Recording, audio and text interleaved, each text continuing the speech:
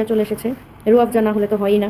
এটা আবার প্রমোট হয়ে গেল কিনা কে জানি না। আছে তারা কিন্তু এই চিয়া সিডটা সহজেই খেলে তাদের প্রবলেমটা হয় না সারাদিন রোজা রাখার। আসসালামু আলাইকুম। রমজান চলে আসছে, তো যার যার সাধ্যমতো শেষে চেষ্টা করে রমজানের কিছু টুকিটাকি জিনিস কিনা। আমরা যারা মধ্যবিত্ত আছি তাদের আর কিছু না হলেও সামান্য কিছু তো কিনতেই হয়। তো রমজানের বাজার চলে এসেছে, রুয়াবজা না হলে তো হয়ই না। এটা আবার প্রমোট হয়ে গেল কিনা কে জানি না।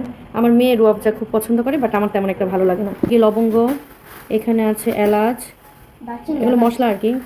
এই যে এখানে ভেষণ, কিনা ভেষণ, এসবগুলোর ভুসি, তোকমা দানা, জিরা, চিয়া সিড। এটা কিন্তু খুব উপকারী। যাদের কোষ্ঠকাঠিন্য প্রবলেম আছে তারা কিন্তু এই চিয়া সিডটা সহজেই খেলে তাদের প্রবলেমটা হয় না সারাদিন রোজা রাখার। মনে হয় ফ্রি দিয়েছে এটা, মনে হয় রুয়াবজার সাথে ইসবগুলোর ভুসিটা ফ্রি দিয়েছে। এখানে আছে হলো ছোলা।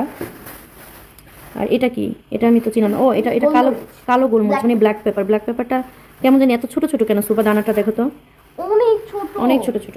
আর আরেকটা জিনিস আছে, কি দেখো না, চিনি এনেছে সুবা। পুদিনা পাতা, এটা পুদিনা পাতা। আচ্ছা, আমি এখন হলো গিয়ে এগুলো সব বয়ামে ভরে রাখবো। প্রথমে আমি সুগারটাকে, চিনিটা ঢেলে নিচ্ছি। তবে রোজা রেখে চিনিটা না খাওয়াই ভালো। শরবতটা যারা অ্যাভয়েড করতে পারে তাদের জন্য খুবই ভালো।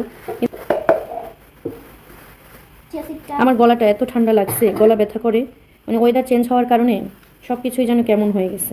সবারই ঠান্ডা, ঘরে ঘরে ঠান্ডা, গলা ব্যথা, গলা ভেঙে যাওয়া ছাড়া আর কিছুই না। তো আমি ভুসিটা ঢেলে নিয়েছি, এখন তোকমা দানাটা একসাথে মিক্সড করে দিব। শরবত যখন বানাবো তখন একসাথে মিক্স করে। সুন্দর লাগছে। মিক্স করা কি উচিত হয়েছে সুভা? উপরে ছিল ব্ল্যাকটা, নিচে ছিল হোয়াইট। না প্রবলেম নেই। না, আমি এই ভ্যাশন, আমার রমজান পুরো শেষ হয়ে যাবে কিন্তু আমার ভ্যাশন শেষ হবে না, বিকজ আমি একদম ভাজা পোড়া খাই না। আর ভাজা পোড়া হয়তো প্রথম একদিন দুই দিন, তারপর মেয়েকে বাহির থেকে কিনে দিব। আর আমি সাধারণত রোজার ভিতরে ডিম সিদ্ধ, ছোলা বুটটাও তেমন খেতে পারি না। কোনোদিন স্যুপ, কোনোদিন হালিম, ফ্রুটস, এগুলোই করব। আর ভাত খেলে কেন যেন খুব শান্তি লাগে রোজারে। এত কষ্ট করে পলিথিন খোলার মতো ধৈর্য ভাই আমার নাই। হ্যাঁ, কষ্ট করে করতেছি শুধুমাত্র ভিডিও করার জন্য। তারপর আপনারা ভিডিওতে লাইক কমেন্টস কিছুই করেন না। হ্যাঁ, এটা ভিতর প্যাকেট সহই রাখো, খুলে দেওয়ার দরকার নেই, প্যাকেট সহই রেখে দাও। এখানে বুটটা,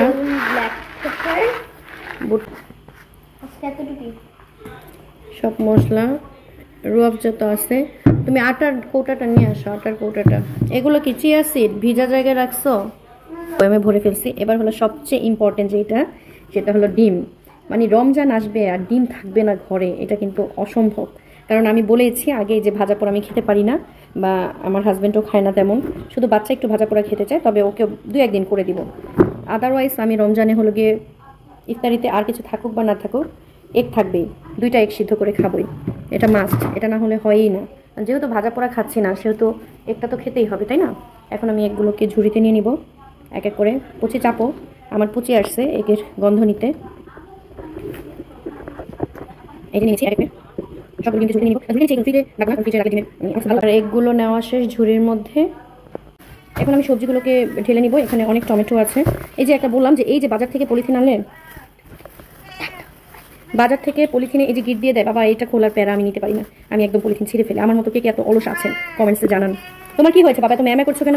তুমি কি সবজি খাবা? আমার পুচি কান্না করতেছে সবজি খাওয়ার জন্য। এই যে টমেটোগুলোকে আমি সুন্দর করে ঝুড়ির ভিতরে ফেলে নিচ্ছি। ভাই এবার রোজাটা কিন্তু অনেক বেশি দারুণ, কারণ সব ধরনের সবজি একদম রিজনেবল প্রাইসে পাবেন। উফ, টমেটোর কালারগুলো কি জোস। তারপর আছে হলো করল্লা, কাঁচকলা। ভাই মানুষ 2 জন হলে কি হবে? সবজি দেখছেন, কারণ সবজি খেয়ে বেঁচে আছি, বুঝছেন? এই যে কাঁচকলা, সুন্দর না? না, কাঁচকলা দিয়ে কাবাব বানাবো না। করলা আজকে অনেকদিন পর দেখলাম, করলাটা ভালোই লাগে, করলা ভাজিটা সবজি। এখন এগুলো আমি সব ফ্রিজে রেখে দেবো সুন্দর করে। তো পুদিনা পাতাগুলো আসলে বেশি একটা ভালো হয়নি, এটা আসলে থাকবেও না। এটাকে যে আমি কী করবো, কোন প্রসেসিংয়ে রাখবো আমি বুঝতেছি না। এই যে ধনে পাতা, এই যে সবজি। এই তো আজকের ভিডিওটা এই পর্যন্ত। যদি ভালো লাগে লাইক কমেন্টস আর শেয়ার। টাটা, বাই বাই, আসসালামু আলাইকুম।